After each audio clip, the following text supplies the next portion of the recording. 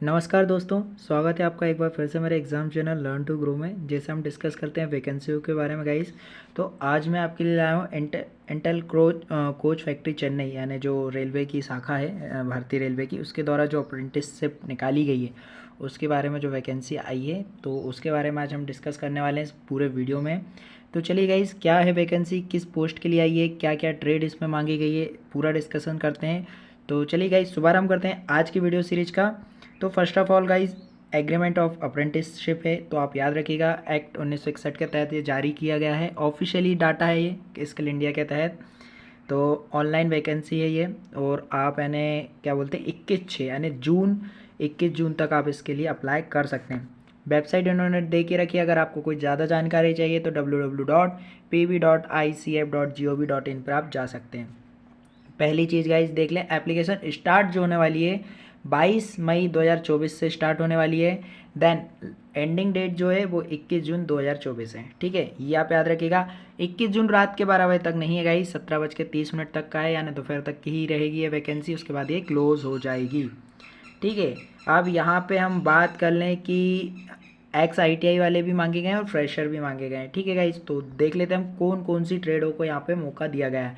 सबसे पहले कारपेंटर है, इलेक्ट्रिशियन है, फिटर है, मशीनिस्ट है, पेंटर है, वेल्डर है। टोटल कुल मिला के 320 वैकेंसी फ्रेशरों के लिए, और जो एक्स ITI वाले हैं उनके लिए 670 वैकेंसी यहाँ पे निकाली गई हैं।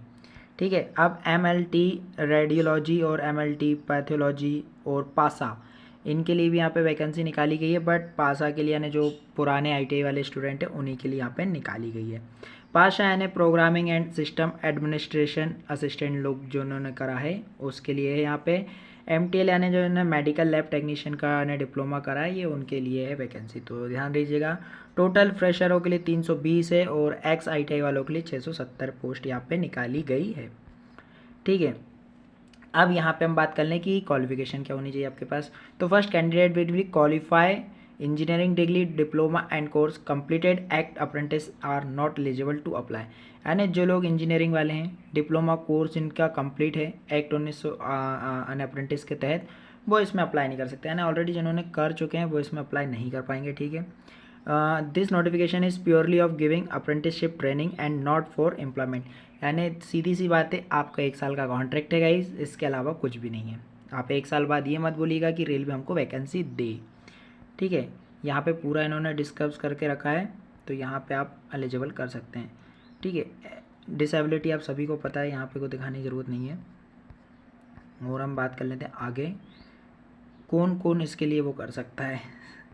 तो यहाँ पे हम देख लेते हैं एलिजिबिलिटी, यानी ITI आपकी कंप्लीट होनी चाहिए, 15 साल आपकी एज, 15 साल से आप प्लस होने चाहिए, कंप्लीट नहीं होनी चाहिए, 15 साल से जूनियर नहीं होने चाहिए। यानी मिनिमम जो आपकी एज होनी चाहिए वो 15 और 24 के बीच में होनी चाहिए ITI वाले। नॉन ITI वाले 15 साल और 22 साल इनकी एज होनी चाहिए। ठीक है, SC ST के लिए 5 साल का और OBC के लिए 3 साल का एज रिलैक्सेशन मिलने वाला है। फॉर पर्सन ऑफ डिसेबिलिटी तो यहाँ पे 10 साल का उनको एज रिलैक्सेशन मिल जाएगा। ठीक है, फिटर के लिए हम क्वालिफिकेशन बता दें, पीरियड यहाँ पे आप ध्यान रखिएगा, पीरियड ऑफ ट्रेनिंग 1 ईयर ही होने वाला है। ठीक है, इलेक्ट्रीशियन फिटर के लिए आपके पास 10th पास आउट ऑफ होने चाहिए, विद साइंस एंड मैथ आपका स्ट्रीम होना चाहिए, अंडर 10+2 सिस्टम होना चाहिए आपके पास। ठीक है, देन उसके बाद नेशनल ट्रेड सर्टिफिकेट आपके पास होना चाहिए, यानी NCVT की बात हो रही है जहाँ पे, एंड या NCVT और SCVT दोनों पे आपके पास 1 ईयर का सर्टिफिकेट होना चाहिए। कारपेंटर के लिए भी सेम वही है, प्रोग्रामिंग एंड सिस्टम असिस्टेंट के लिए भी, यानी यहाँ पे कोपा वालों की भी बात हो रही है, याद रखिएगा आप। यानी पासा की बात हुई है तो प्रोग्रामिंग असिस्टेंट की, तो यहाँ पे आपके पास 10 प्लस ITI का आपके पास डिप्लोमा होना चाहिए, वो भी कहेगा computer operator and programming assistant का। ठीक है, फ्रेशर की यहाँ पे ये एक्स सर्विसमैन की बात हो, यानी एक्स ITI वालों की बात हो गया। फ्रेशर की बात कर लें तो फ्रेशर में यहाँ पे शुड है पास 10th। ठीक है, मिनिमम जो आपके परसेंटेज होने चाहिए वो 50 होने चाहिए, विद साइंस स्ट्रीम होनी चाहिए।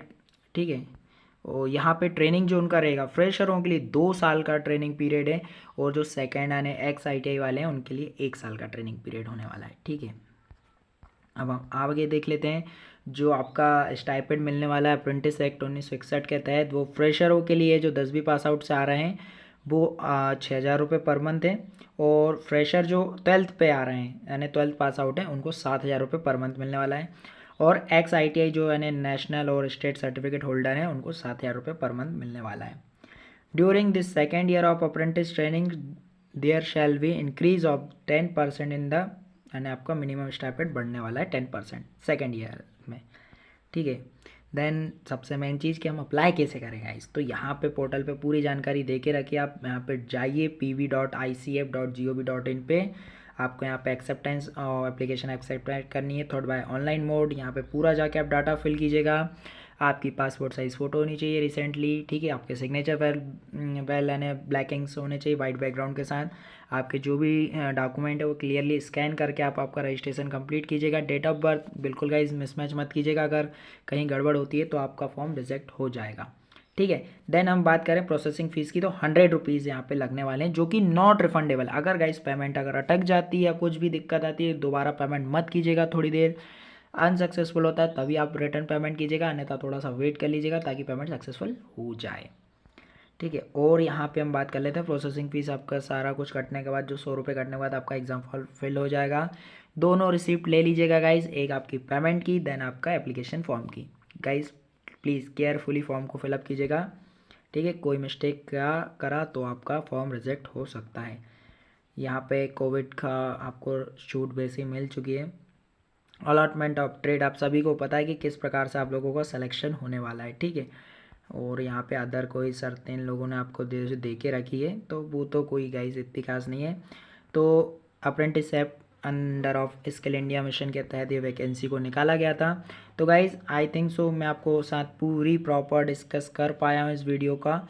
और अदर कोई जानकारी चाहिए तो आपको इनकी साइट दी हुई है, तो आप इस साइट पे जाके pv.icf.gov.in पर आप जाके यहाँ पे अप्लाई कर सकते हैं। पूरा डिटेल में पहले स्टडी कर लीजिएगा, देन उसके बाद जाके फॉर्म को फिलअप कीजिएगा। तो ये जो कोच फैक्ट्री चेन्नई के द्वारा वैकेंसी निकाली गई है, तो guys best of luck for this vacancy. Please जो लोग फिल करना चाहते हैं वो फिल कीजिएगा। फिर आपसे मुलाकात होगी एक नए वीडियो के साथ, जब तक के लिए जय हिंद।